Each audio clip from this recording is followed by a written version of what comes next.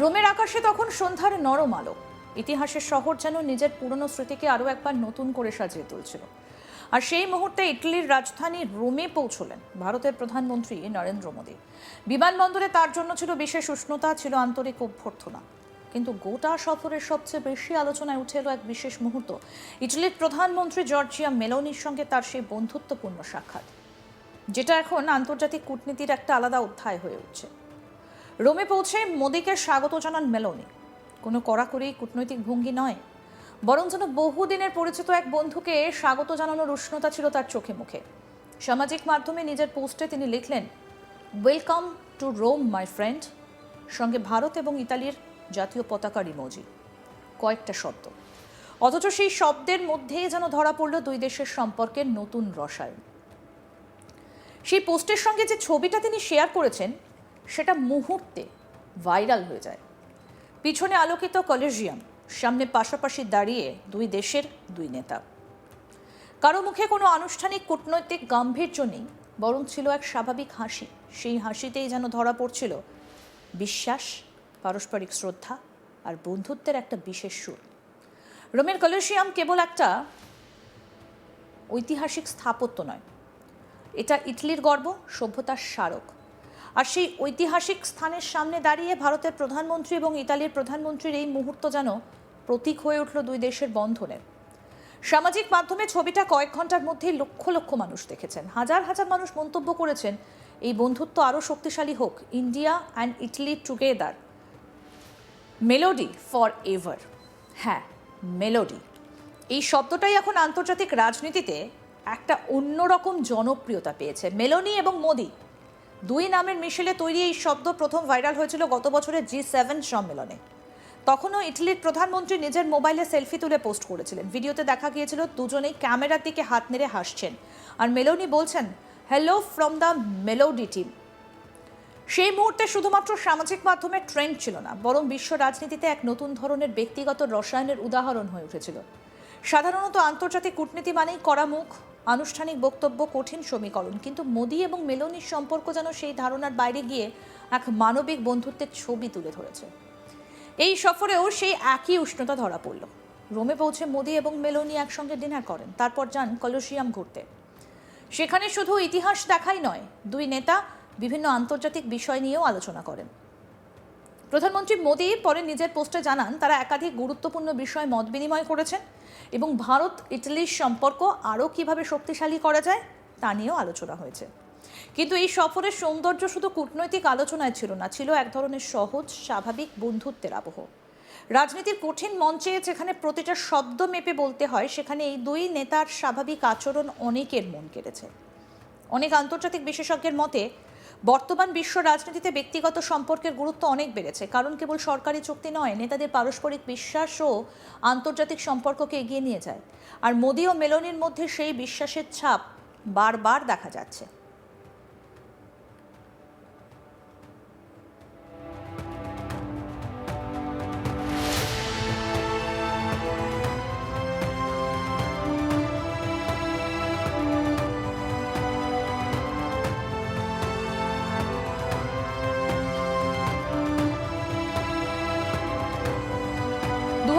সালে দুবাইয়ে COP28 জলবায়ু সম্মেলনের সময়ও দুজনের একটা সেলফি ব্যাপক ভাইরাল হয়েছিল। তখন মেলোনি ছবির ক্যাপশনে লিখেছিলেন, good friend at COP28 #Modi. আর সেই পোস্টের পর থেকেই মেলোডি শব্দটা আন্তর্জাতিক সোশ্যাল মিডিয়ায় জনপ্রিয় হয়ে ওঠে। তরুণ প্রজন্ম থেকে রাজনৈতিক পর্যবেক্ষক সকলেই এই বন্ধুত্বপূর্ণ রসায়ন নিয়ে আলোচনা শুরু করেন। এক বছর পর G7 সম্মেলনে সেই সম্পর্ক আরও দৃঢ় হয়ে ওঠে, আর এবার রোম সফরে আবার দেখা গেল সেই একই আন্তরিকতা। প্রধানমন্ত্রী মোদির এই ইউরোপ সফর ছিল 5 দেশের সফরের শেষ ধাপ। এর আগে তিনি নরওয়ে, সুইডেন, নেদারল্যান্ডস এবং সংযুক্ত আরব আমিরশাহী সফর করলেন। প্রতিটা দেশেই ছিল গুরুত্বপূর্ণ কূটনৈতিক বৈঠক, কিন্তু ইতালি সফর যেন আবেগের দিক থেকে একটু আলাদা হয়ে উঠল। কারণ এখানে শুধু দুই দেশের স্বার্থের আলোচনা হয়নি, বরং মানুষের মন ছুঁয়ে যাওয়া কিছু মুহূর্তও তৈরি হয়েছিল। আন্তর্জাতিক সম্পর্কের ক্ষেত্রে এমন ছবি খুব বেশি দেখা যায় না। সেখানে দুই দেশের নেতা এতটা স্বাভাবিক এবং বন্ধুসুলভ ভঙ্গিতে একসঙ্গে সময় কাটাচ্ছেন।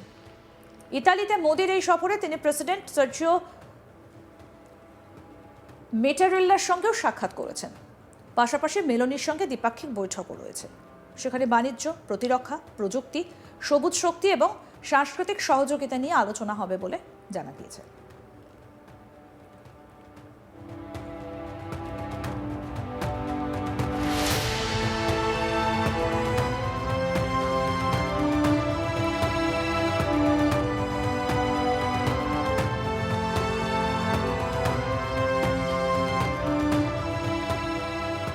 ভারত এবং ইটালির সম্পর্ক গত কয়েক বছরে অনেকটাই শক্তিশালী হয়েছে। দুই দেশই এখন কৌশলগত সহযোগিতার দিকে গুরুত্ব দিচ্ছে। প্রতিরক্ষা ক্ষেত্রে যৌথ উদ্যোগ, প্রযুক্তি বিনিময়, নবীকরণযোগ্য শক্তি, এমনকি স্টার্টআপ ক্ষেত্রেও সহযোগিতা বাড়ছে। কিন্তু এই সম্পর্কের আরেকটা মানবিক দিকও সামনে এসেছে মোদি মেলোনির ব্যক্তিগত বোঝাপড়ার মাধ্যমে। রাজনীতির বাইরে গিয়ে তারা যেন দুই দেশের সংস্কৃতি ও মানুষের মধ্যেও এক সেতু বন্ধন তৈরি করেছেন। সোশ্যাল মিডিয়ায় অনেকেই লিখছেন এই বন্ধুত্ব কেবল দুই নেতার নয়, দুই সভ্যতার। কেউ লিখছেন যেভাবে মোদি ও মেলোনি একে অপরকে সম্মান করেন তা আজকের বিশ্বে বিরল। আসলে আন্তর্জাতিক সম্পর্কের মধ্যে মানবিক স্পর্শ থাকলে তা মানুষের কাছেও দ্রুত পৌঁছে যায়। আর সেখানেই মেলোডি এখন শুধুমাত্র একটা ভাইরাল শব্দ নয়, বরং দুই দেশের বন্ধুত্বের প্রতীক হয়ে উঠেছে। রোমের সেই সন্ধ্যায় কলোসিয়ামের সামনে দাঁড়িয়ে যখন দুই নেতা হাসি মুখে ছবি তুলছিলেন, তখন হয়তো সেটা ছিল কয়েক সেকেন্ডের মুহূর্ত, কিন্তু সেই কয়েক সেকেন্ডই এখন কোটি মানুষের মনে জায়গা করে নিয়েছে। কারণ মানুষ শুধু রাজনৈতিক বক্তব্য মনে রাখে না, মানুষ মনে রাখে অনুভূতি, মনে রাখে আন্তরিকতা। আর মোদি ও মেলোনির এই বন্ধুত্বপূর্ণ রসায়নের সেই আন্তরিকতার ছাপ স্পষ্ট।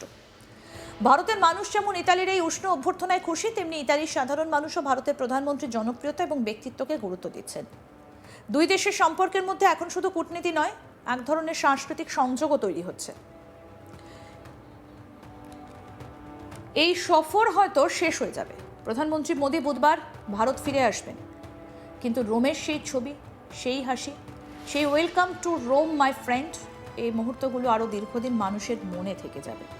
হয়তো ভবিষ্যতে আন্তর্জাতিক কূটনীতির ইতিহাসে এই সময়কে মনে রাখা হবে এমন এক সময় হিসেবে যখন দুই দেশের সম্পর্ক শুধু সরকারি নথিতে সীমাবদ্ধ ছিল না, বরং দুই নেতার আন্তরিক বন্ধুত্বের মধ্যে দিয়েও সেটা আরও গভীর হচ্ছিল। আর আজ তাই মেলোডি শুধু একটা ট্রেন্ড নয়, এটা এক বিশেষ বন্ধুত্বের গল্প। দুই দেশের, দুই সংস্কৃতির, দুই নেতার, যেখানে রাজনীতির বাইরেও আছে বিশ্বাস, সম্মান আর এক সুন্দর মানবিক রসায়ন।